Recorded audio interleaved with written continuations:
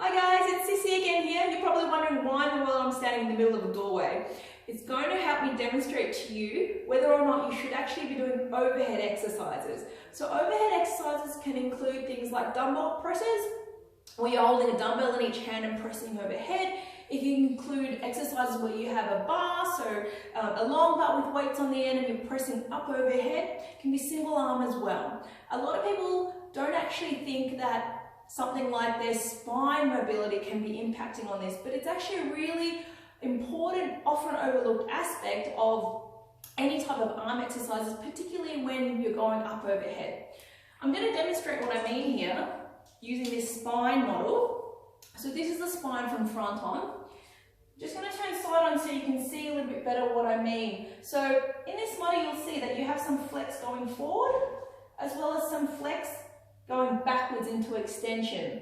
Our spine does this in our bodies as well as in this model, and that's actually a really important source of movement that we do need to utilize. Now, what I'm going to do now is show you a really easy assessment that you can do on yourself. You want to be looking into a mirror side on if you can, or you can film yourself to see how you do this. You can also use this with any clients if you're working with clients in the gym that are doing anything overhead. It's a really good, quick, easy assessment to see whether they're actually appropriate, whether they're actually allowed to be or should be doing these exercises in the gym. Because, like I said, some people shouldn't actually be doing this exercise because of the way we tend to compensate and cheat. So we all know it. People go into the gym, if they don't have movement in certain joints, what they'll do is they'll overcompensate and increase and push range of other joints, which then are at risk of injury. What tends to happen in this type of situation is that our shoulder joints and our lower back tends to be overstrained, overloaded, and that's where we end up seeing a lot of people with rotator cuff issues, those niggling sort of shoulder pains or soreness after doing a lot of overhead press in the workshop, or low back pain. So this can be a good test to see whether their thoracic mobility or lack of thoracic mobility is contributing to any of those symptoms that they may be seeing afterwards. So you need something like a wall. What you want to do is you or your client will stand up against the wall, feet as close to the wall as possible. Now this depends a little bit on your glute size, so just as close as possible while still feeling fairly comfortable. Straightforward, what you want to do is maintain a neutral spine in through here, tuck the belly in slightly, and from this position you're just going to raise your arms up overhead.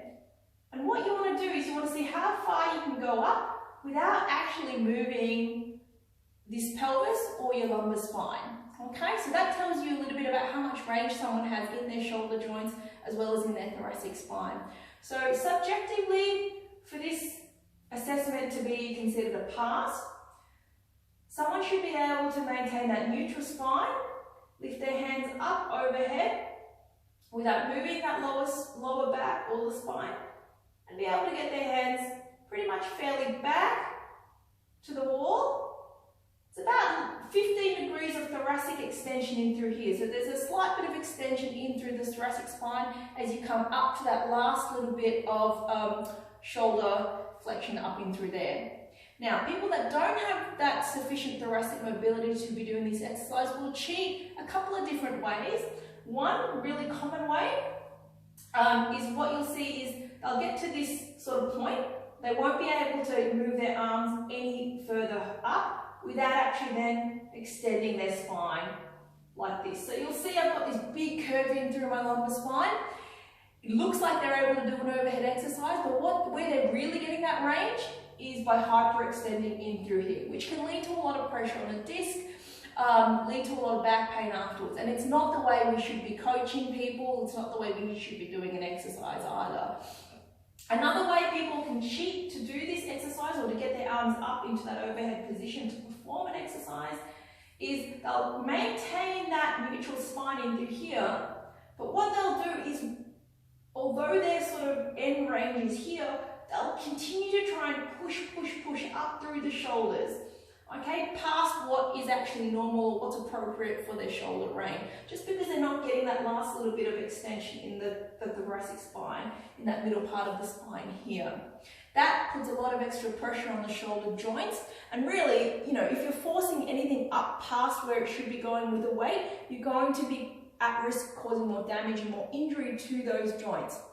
Now, people are really great at compensating, as you would have seen. We tend to be able to move no matter what. If we have a joint that's restricted, if we have a part of our body that's not moving as well, then we'll simply move another point of our body or another joint in our body to get to that movement, to be able to perform a certain movement. It's not what we want to be reinforcing though when we're doing exercise, because as I said, long term that's going to lead to a lot more injury, and that's not something that we want to encourage. A really good exercise to help address that thoracic mobility or that thoracic restriction is the thoracic mobilization. I have done a video on this as well. It's using a foam roll. I'll link it on the bottom here for you guys to have a look at, but definitely this is a really good easy assessment for you to use for yourself or clients in the gym to see whether they actually should be doing any overhead exercises at all.